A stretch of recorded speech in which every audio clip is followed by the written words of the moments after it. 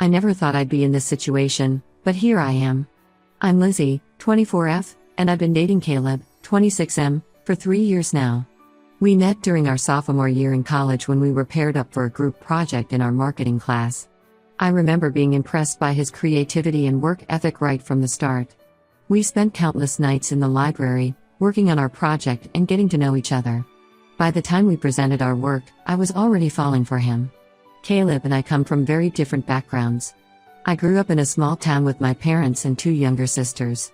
My dad owns a local hardware store, and my mom is an elementary school teacher. We didn't have much growing up, but we were happy. Caleb, on the other hand, comes from a wealthy family in the city.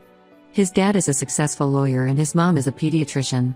Despite our different upbringings, we clicked immediately. After graduation, Caleb got a job at a prestigious marketing firm in the city, while I started working at a nonprofit organization focused on environmental conservation. We decided to move in together last year, pooling our resources to rent a small but cozy apartment downtown. It was a big step, but we were excited to start our life together. Caleb has a best friend, Philip, 27M, who he's known since high school. They were on the same basketball team and have been inseparable ever since. Philip is everything Caleb isn't: loud, boisterous, and a bit of a party animal. When I first met Philip at one of Caleb's basketball games in college, I was a bit taken aback by his crude jokes and flirtatious nature. But Caleb assured me that Philip was a good guy underneath it all, and I grew to accept him as part of our lives. Philip would hang out at our place pretty often, sometimes dropping by unannounced. At first, I found it a bit annoying, but I knew how important Philip was to Caleb, so I tried to be accommodating. Philip was always friendly towards me, often complimenting my cooking or asking about my work at the nonprofit. About 6 months ago, I started noticing Philip acting differently around me. It was subtle at first. He'd make comments about how good I looked in a particular outfit, or he'd find reasons to touch my arm or back when talking to me. I brushed it off initially, thinking it was just Philip being his usual flirty self. Things started to get more uncomfortable when Philip began showing up at our apartment more frequently, especially when he knew Caleb would be working late. He'd bring over beer or takeout, insisting on keeping me company. I didn't want to seem rude, so I'd let him stay, but I always made sure to keep a distance. One night, things took a turn for the worse. Caleb was out of town for a work conference, and I was home alone catching up on some Netflix shows. Around 9 p.m., there was a knock at the door. It was Philip, clearly already a bit drunk, holding a 6-pack of beer. He said he was in the neighborhood and thought I might want some company. Against my better judgment, I let him in. We had a couple of beers and started watching a movie. As the night went on, Philip kept inching closer to me on the couch. I tried to subtly create more space between us, but he wasn't taking the hint. Suddenly, during a quiet moment in the movie, Philip turned to me and tried to kiss me. I immediately pushed him away and told him to leave. The next day, Philip called me repeatedly. When I finally answered, he begged me not to tell Caleb. He said it was a drunken mistake and swore it would never happen again. I was torn. I didn't want to keep secrets from Caleb, but I also didn't want to blow up his friendship with Philip. After all, they'd been friends for over a decade. Against my better judgment, I agreed to keep quiet as long as Philip backed off. For a while, things seemed to go back to normal. Philip kept his distance, and I tried to forget the incident ever happened. I threw myself into work, taking on extra projects at the nonprofit. Caleb was busy with a big campaign at his firm, so we didn't see as much of each other as usual. I told myself that once things calmed down, I'd find a way to tell Caleb about what happened with Philip. But then last week, everything blew up. Caleb's firm was celebrating landing a major client, and they threw a big party. All employees were encouraged to bring their partners, and many brought friends as well. Of course, Philip was there. Throughout the night, I noticed Philip watching me. Every time I looked up, his eyes were on me. It made me incredibly uncomfortable. I tried to stay close to Caleb, but he was busy networking with colleagues and clients. At one point, I excused myself to use the restroom. When I came out, Philip was waiting in the hallway. He cornered me, saying he couldn't stop thinking about me, how Caleb didn't deserve me, and how we should be together. I told him to back off, but he grabbed my wrist and tried to pull me closer. Just then, Caleb walked around the corner and saw everything. The look on his face, a mix of shock, hurt, and anger, is something I'll never forget. He immediately shoved Philip away from me, and they got into a huge fight.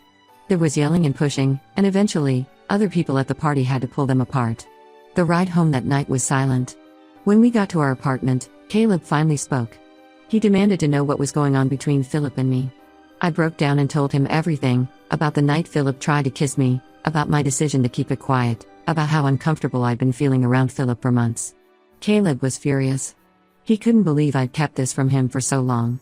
He said he felt betrayed not just by Philip, but by me as well. He stormed out of the apartment and didn't come home that night. Now everything's a mess. Caleb has been staying at his brother's place for the past few days. When he does come home to get clothes or other things, he barely speaks to me. Philip, on the other hand, won't stop trying to contact me.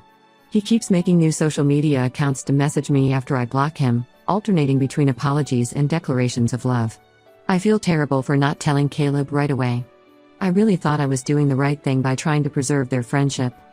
I was afraid that if I told Caleb, he wouldn't believe me, or worse, he'd blame me for leading Philip on somehow. Now I'm afraid I've ruined everything. I miss the life Caleb and I had before all this happened. I miss our lazy Sunday mornings making pancakes together, our evening walks in the park near our apartment, the way he'd surprise me with my favorite takeout after a long day at work.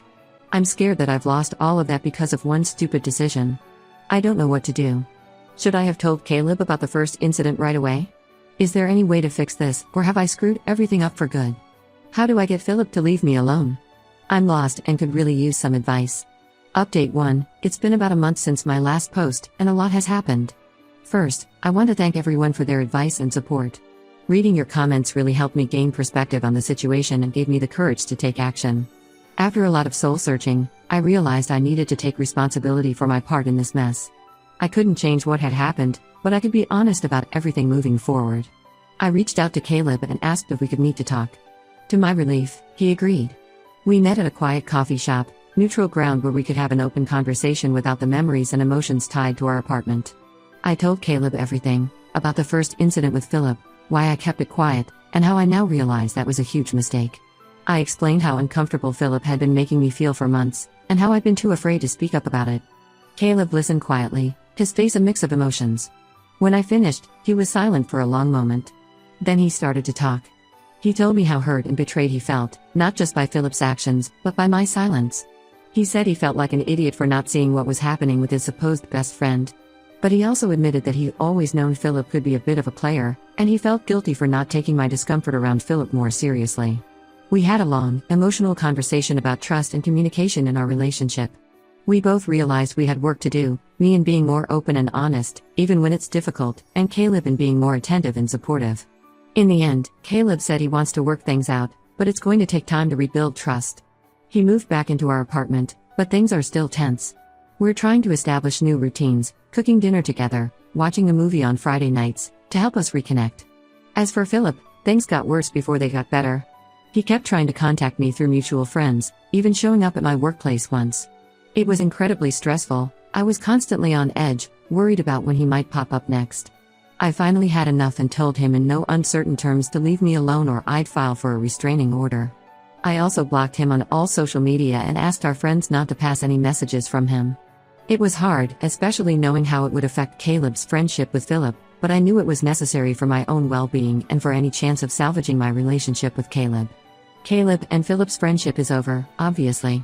It's been hard on Caleb. They've been friends for so long and have the same friend group. Some mutual friends have taken sides, which has made social situations awkward. We've had to skip a few group gatherings to avoid drama. Caleb and I are taking things day by day. We've started seeing a couples counselor to work on our communication and trust issues. It's been helpful to have a neutral third party guide our conversations and give us tools to work through our problems. I've also been focusing on myself. I started taking a photography class I've always been interested in, and I'm spending more time with my own friends. It's been good to have some independence and not make my whole life revolve around this situation. I've been going on hikes with my college roommate on weekends, which has been a great stress relief. There have been some tough moments. Last week, we ran into Philip at a local bar. It was incredibly awkward and tense. Philip tried to approach us, but Caleb firmly told him to stay away. We ended up leaving early. The incident shook both of us and led to an argument when we got home. Caleb was frustrated that we had to leave, and I was upset that he seemed more concerned about the social awkwardness than my discomfort. I still feel guilty about how everything unfolded, but I'm trying to learn from my mistakes and move forward. I've started journaling as a way to process my thoughts and feelings. It's helping me understand myself better and identify patterns in my behavior that I want to change. Caleb and I are both committed to making this work, but we know it won't be easy. We're trying to be patient with each other and celebrate small victories, like having a disagreement without it turning into a big fight, or being able to laugh together like we used to. I'll update again if there are any major developments. Thank you all again for your support and advice. It's been a difficult journey, but I'm hopeful that Caleb and I will come out stronger on the other side. Update 2. It's been another couple of months, and I wanted to give you all an update on the situation. Things have been complicated, to say the least. Caleb and I continued with couples counseling, and for a while, it seemed like we were making real progress. We were communicating better, spending quality time together, and slowly rebuilding trust. We even started planning a weekend getaway to a nearby beach town, something we used to do regularly before all this drama. But then something happened that threw everything into chaos again. About 3 weeks ago, I received an email from Philip. The subject line read, "I'm sorry, please read." Against my better judgment, I opened it. In the email, Philip said he was truly sorry for everything and wanted to make amends. He wrote that he had been going through a tough time, he'd lost his job and gone through a bad breakup, and had acted out in ways he deeply regretted. He said he'd started seeing a therapist to work on his issues and wanted to apologize to both me and Caleb in person. He asked if the three of us could meet to talk things out. My first instinct was to delete the email and block Philip's address. But a small part of me wondered if this could be a chance for closure. I decided to show the email to Caleb and ask what he thought. To my surprise, Caleb said he wanted to hear what Philip had to say. I think part of him missed his old friend and wanted to believe that Philip had changed. Against my better judgment, I agreed to the meeting.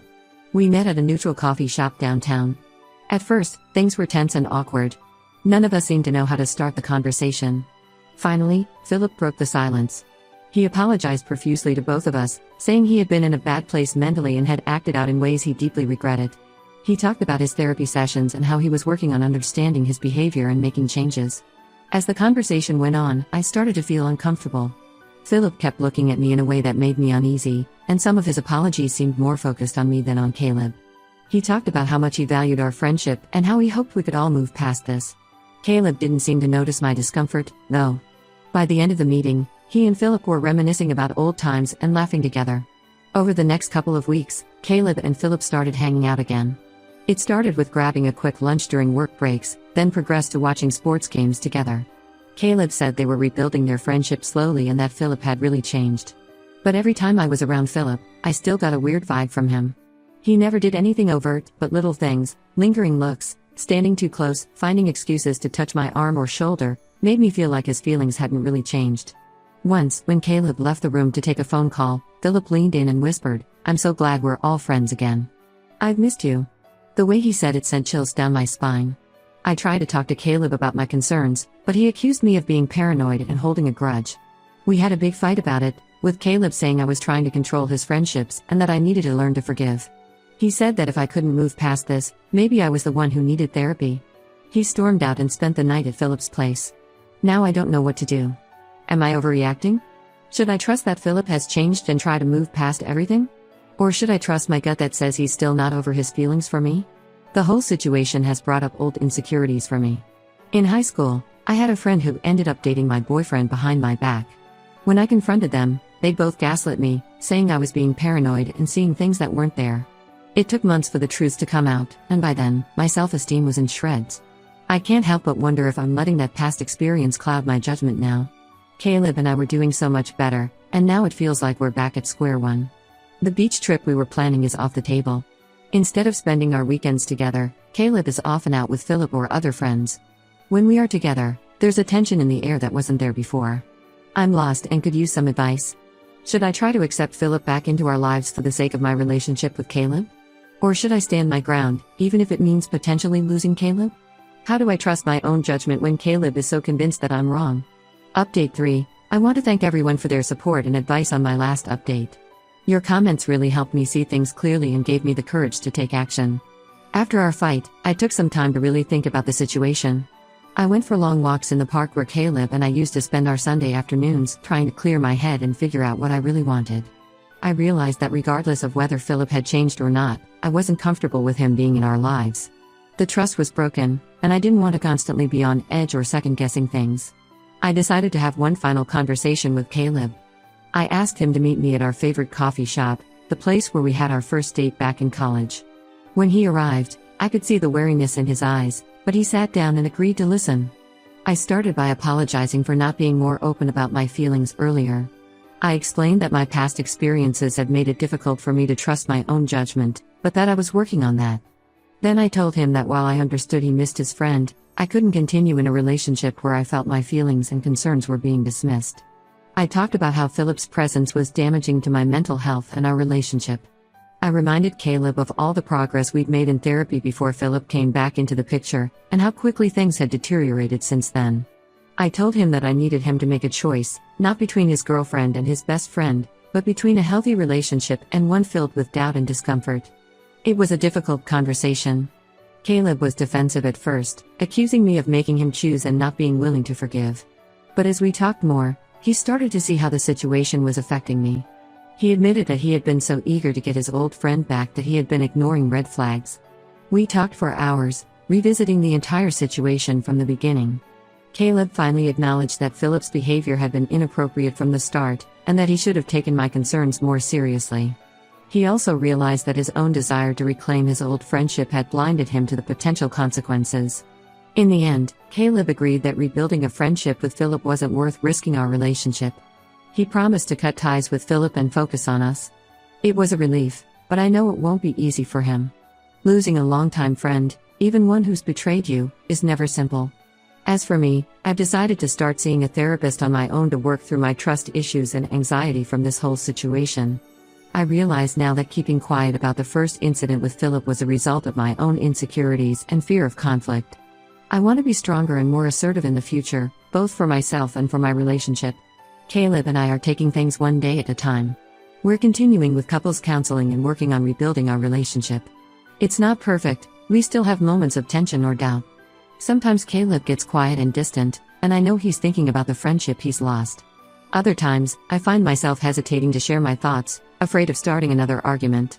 But we're both committed to making it work. We've started having weekly check-in conversations where we discuss our feelings openly. We've also been trying new activities together. We joined a cooking class and have been exploring different neighborhoods in our city on the weekends. Last week, we ran into Philip at a local restaurant. It was awkward, but Caleb firmly told Philip that while he wished him well, they couldn't be friends anymore. I was proud of Caleb for standing his ground, even though I could see how much it hurt him.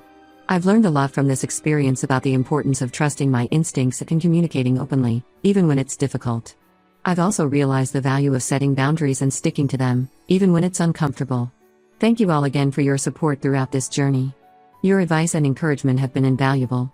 I hope this update finds you all well, and I'll be sure to post again if there are any significant developments in the future.